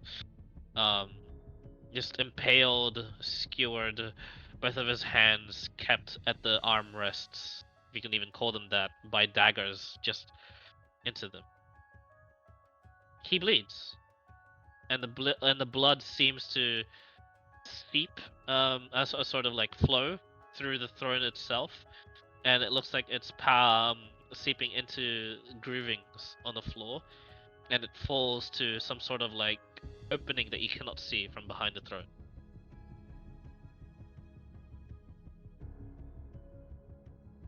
This wood elf that's just there looks up at you, a weak, sort of like frail visage of a man, and he says, "What have we got here?" And Farzwin just says, "My king, they have the outer villages under hostage. I'm afraid they will kill them if we do not listen to this one's demands. Please, I implore you, listen carefully." He steps aside, and the king just takes a look at you and he says, "Ah, an invader, huh? After I went through all that effort putting the typhoon. Tell me, bumpy ride?" Well, first our demands are a little bit strong. More requests, Your Highness. And I do a courtly bow. No need for the niceties. I'm going to die any time now. Your little bubble here. Yes, what of it? What secrets does it hold? Why is it so coveted by the outside world? It is? It shouldn't be. Our kingdom just wants to thrive on our own. Because we can. I've been Doing tasked... this to protect my people. Sorry, Your Majesty, go on. I'm doing this to protect my people. That is all I have to say on this matter. The outside powers that be strongly urge you to consider helping us in the war on the outside. The implication is if you do not help now, then we shall fail and should we fail, then you shall fail.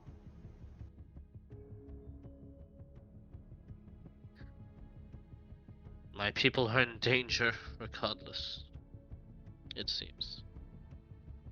It does seem that way, doesn't it? I have a small favor. I've been informed you have oceanic prisoners. May I see them? Informed? By whom?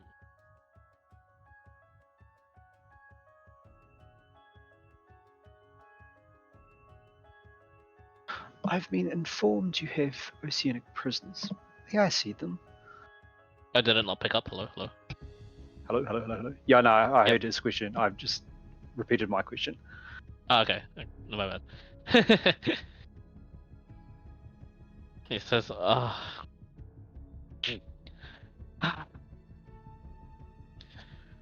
you may not. You see, your Majesty, you currently hold prisoners, and I currently hold prisoners. Yes. Yes, I do.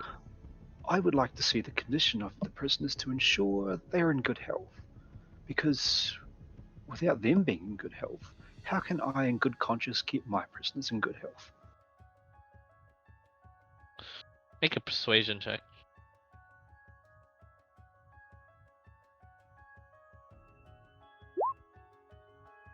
Whoa, 5 that's what I was Decent. expecting for Yeah. Rose. and 5, and he just says,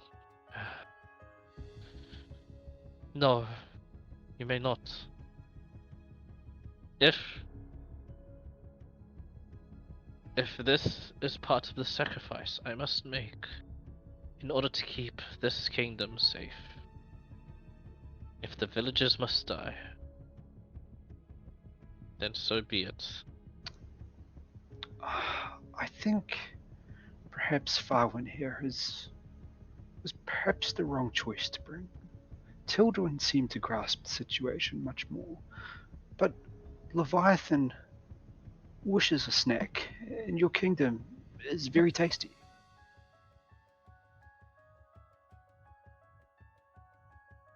Then we will, as always, we will persevere. Let this Leviathan come. Oh, he is already here. What are you? And he tries to get up from his seat. Clearly he can't. And Farzan just immediately like jumps to his defense, more or less just to interject between you and the king, and they all like fall into ranks and are preparing to defend. Making And the no king- hostile gestures, just changing form essentially. And the merfolk next to you just says, "Oh, good call, Prophet. I can sense them moving right now." How far away are they, friend? In which direction?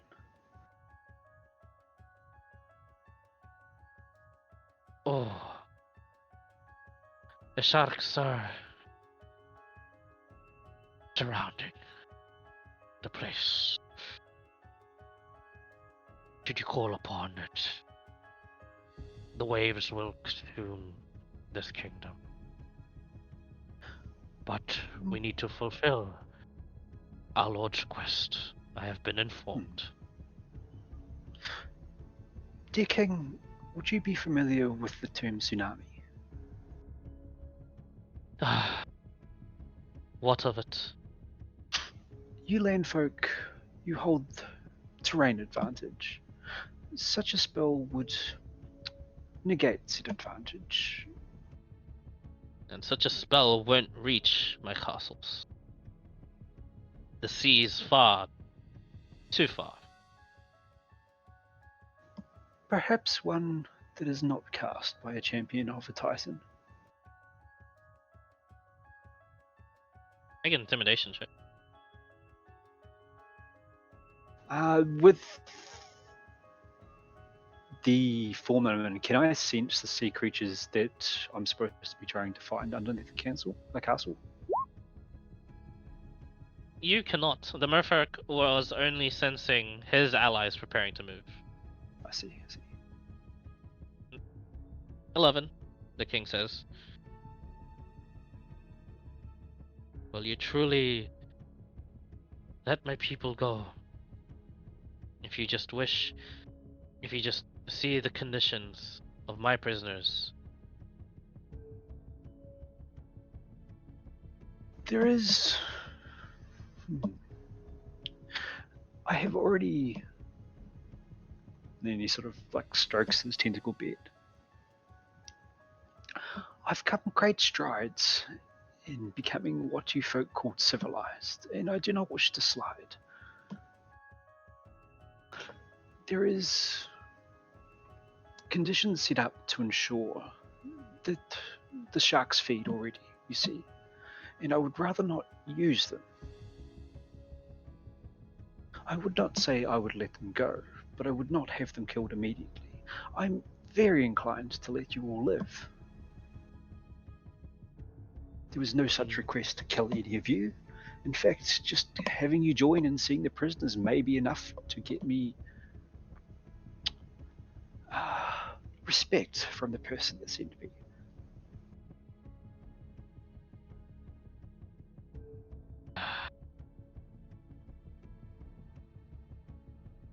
So be it.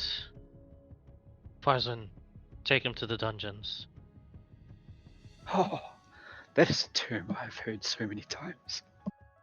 My king, I shall take him to the dungeons. Regardless of what happens. Our kingdom is in danger. Look, Our doom us all. The blade. I'm gonna pull out, like, slowly and carefully, take my short sword, dagger, and the vast majority of my arrows, keeping like one or two, and I'll give them to the merfolk. A show of good faith. The merfolk just smirks. As if you need this, he says quietly. I'm just gonna wink.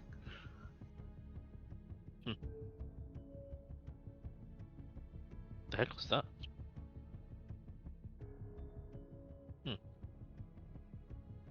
Yeah. Farzan takes you to the dungeons, and then there you see... Yeah, just some normal human prisoners, and then... Like, at the end of the dungeon, just a massive cage of what looks to be, just only runes, magical runes, keeping this thing in place. And, you see the blood that seems to be coming out from the throne seems to seep down and feed directly into just these canisters, and these canisters seem to be drained every now and then magically, and it lights up the runes. And then you see inside the runes this massive, gigantic air elemental, the biggest you've ever seen.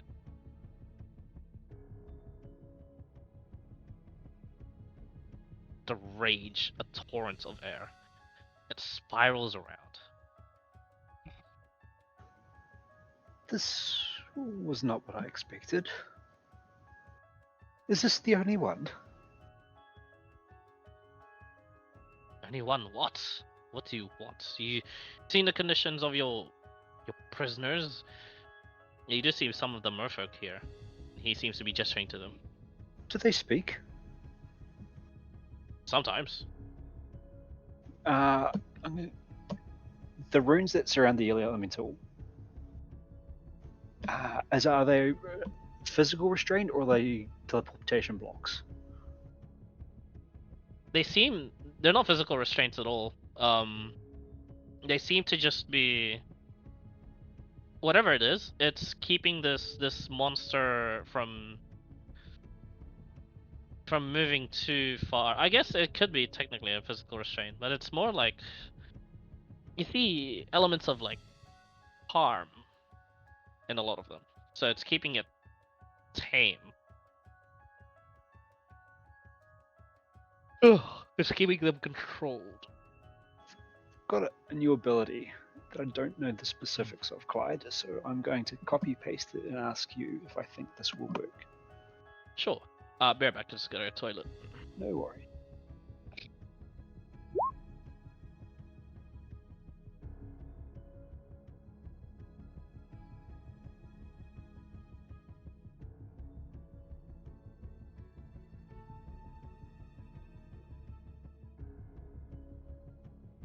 Well, this is quite different from what we both encountered. Yeah, this is not what I was expecting. I I kind of expected expected a I'd show up, reunion. and then like some high-level caster would capture me. I was kind of expecting something like that too. I was just expecting, a reunion of the brothers. It could be. I haven't got myself killed yet. Yeah, fair enough.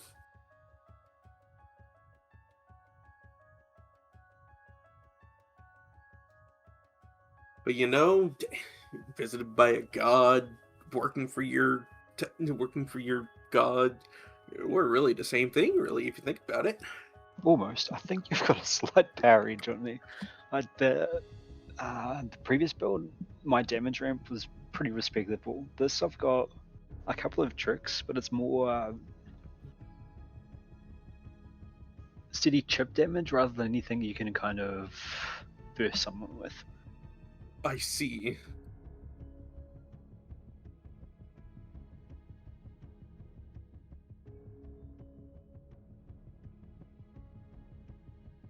It's the good old warlock life of I have got 3 spell slots. You better make good use of them spell slots.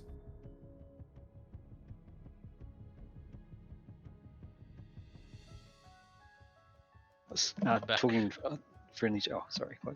Welcome back. Yo, what up? I copied into chat. Yes.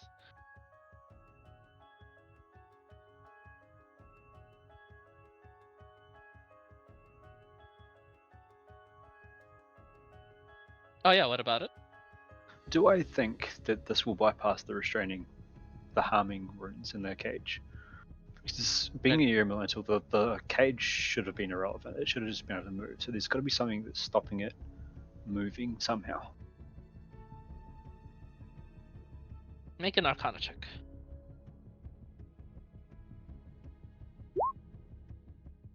24. Something I'm good at for a change. Yes, it can work. This is the runes that are present are affecting the mind of the creature.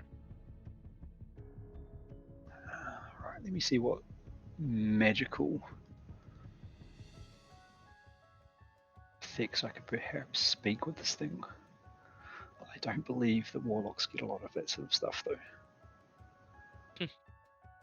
Nope. The air elemental here, does it speak as well? Fascinating things. No, that is how the kingdom is kept safe. Not even I can break through the barriers that surround it. Does it understand us? I'd assume a creature of that size is rather intelligible, so perhaps.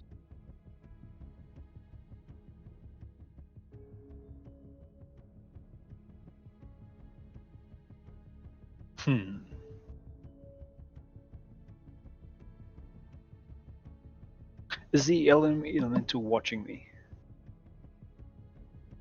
It doesn't feel like the presence is locked into you, no.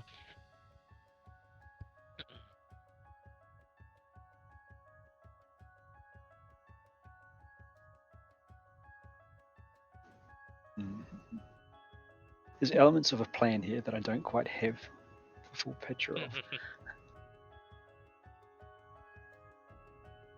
You, merfolk. Are you of the same clan as, and I'm going to describe, the guy upstairs? A couple of them look up to you, one responds and says, "Is it finally time, Prophet?" And when he says Prophet, Farzan looks at you. Prophet? What? Huh? It's a pirate term. It's when you collect loot. Go. Oh, I see. The windy chap down the back, does he speak to you, or can you speak to it? No. The, that creature's a beast. So Do any of you have any beast talking spells? I'd like to see if it's okay. You see? we do not. No, we do not.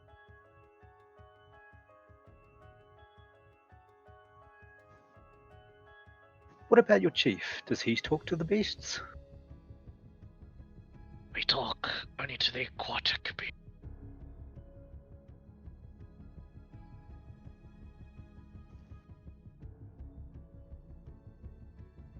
Do I speak Agwin?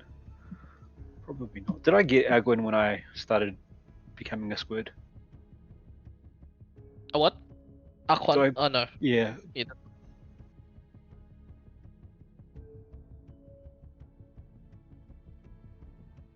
Hmm.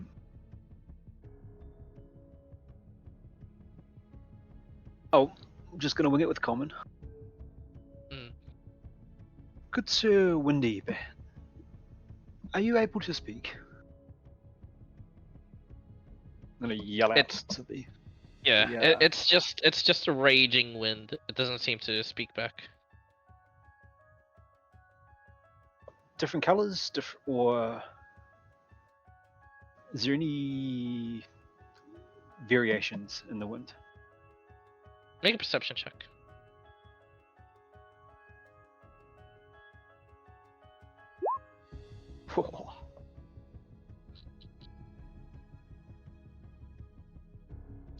Natural one.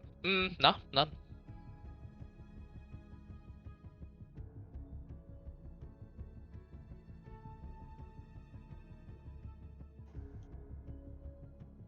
I'm gonna have a chat to Farzan.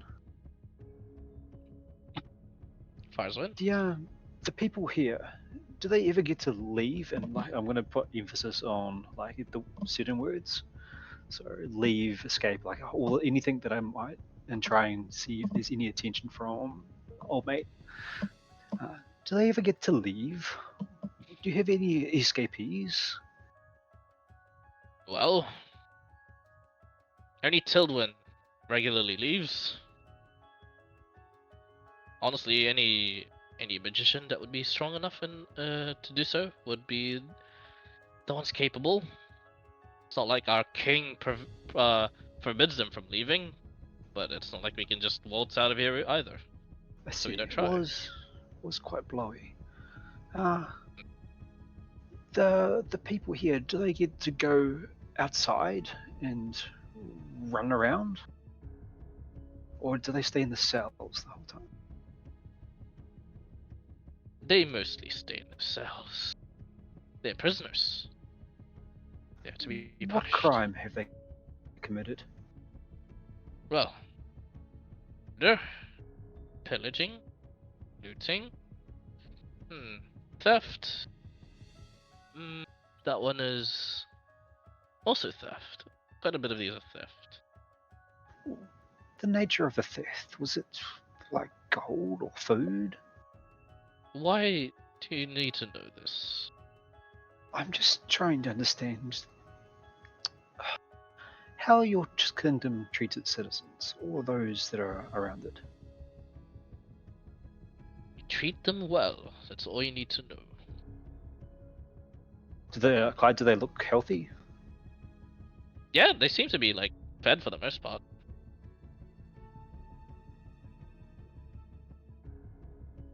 This is the worst character to be in this situation, damn it.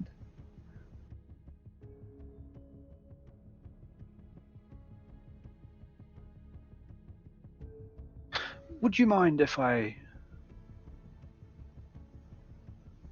freed one of the people here that have committed minor theft as a show of goodwill? Just have Why him. would you want? I want him to step out of his cell and run back and forth just to get some exercise. You like exercising, don't you, Farzan? You're a strapping chap. Make persuasion check.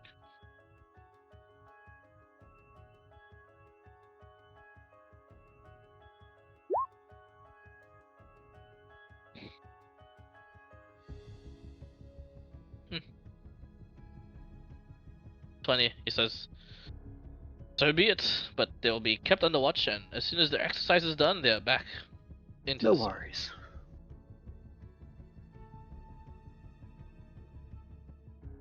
Now, you there? This is a favor. Don't you try and escape.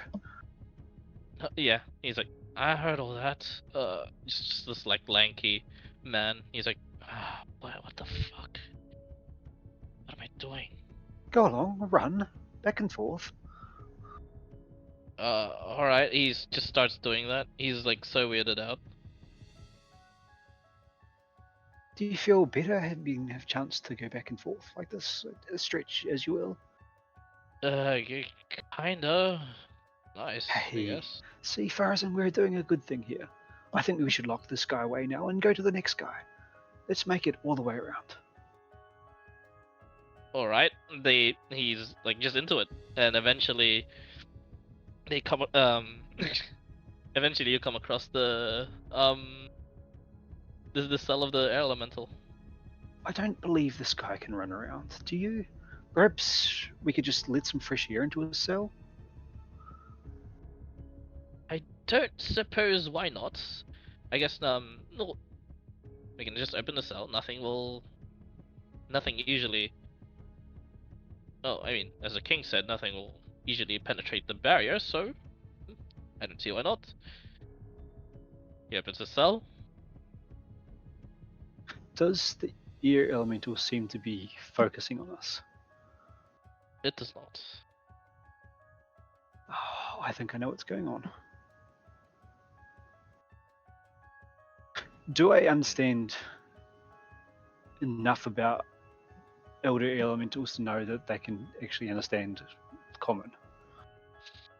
Yeah, not you really would been know my that forte. a being, like a being of this immense size as an elemental is ancient. So it has a very good degree of intelligence. At the moment, it's just there, like a vegetable, essentially. The runes are keeping it from being intelligent. When something's in that state, I know unconscious people can't consent, but if it's vegetable and wants to leave or understands it's trapped, would the intent of wanting to leave be enough to trigger a teleport? Yes, it would be. Thank you, Farazan. It's been a pleasure to do business with you, and I'm going to try and plunge the air elemental, the merfolk, and I to that lake. As you do this, as the tentacles immediately take it from underneath, Farzan is just too gobsmacked to see and react in time as it immediately just plunges all of you into the depths of the floor, and seconds later, out into the lake. Immediately, what happens is up in the sky, you see what looks to be like a flying wooden like galleon, but like on its own and controlled, just warping. And there you see the wind elemental begin to roar out in rage, and the winds howl even further around this place. You see the eternal typhoon begin to sort of like its barrier begin to weaken as it's sucking into this air elemental that's there before you. As you watch this insane sort of like event happen, you hear from your deity, "Retreat to the sea. There you'll be protected." I'm gonna Sitting Stone, the pirate captain. Hello, good sir. Mission accomplished. Be seeing you soon. You hear, "What?" And then I'm gonna fast step into to just chain fast step to the cove. I'm thinking that's only going to be like half a day's travel or less. I don't know. Okay, yeah. How long will it take to get there? I suppose because I want to plane not shift too out. long. Yeah, not too long with the far step. No, but essentially, as soon as you begin far stepping, you begin to sense a presence close in on you. You don't know what this presence is, but eventually you will reach the cove. And as you reach the cove, on Earlnet's view, as we pan back to Earlnet, you feel the ship begin to list and begin. You hear talks about like turbulence and the winds picking up, and eventually needing the call for all hands on deck. And Earlnet apparently somehow magically, thanks to Arya, you're one of the crew now. You're given your weapons, you're given the necessary equipment, and you just dive on down. And Arya says in midair, "Don't worry, we'll land where we need to, and from there it will all be all right. I can feel it. Destiny has brought you and me together. I feel like this is the best place to land." And as you're falling from the sky, and as you're about to far step into the cove, Viaje. Oh boy. I just realized this is a fucking like 2 or 3 episoder. I'll end this session here because shit's about to go down. Because everyone, including Viaje, is in danger. Viaje is still in danger of what you just did. I was zoning out. What happened? A lot of things, but oh boy, I'm gonna retreat, dude. I'm like, oh god, I've been sleeping very early the last 6 months, and this is like I am barely killing it here. So I think I'm gonna have to schedule the rest of the So Sunday, right? Episodes earlier, maybe actually, but depends on like how the sessions go. Monday, it might happen Monday because I have a day off on Monday. I have a public holiday there. But yeah, anyway. Monday. Yeah, I'll let you guys know on Sunday. All right. I'm gonna go fucking pass out now. All right. See yous. Bye. GG and Bye bye. yeah. Thank you. Good luck with Earlnets. Yeah, and Viaje. Yep. This is you guys are in some fucked situation. What? What did you do? That's a lot of things. Anyway, bye bye. Bye bye. What did you do? Earlnet's gonna save the day. You might do.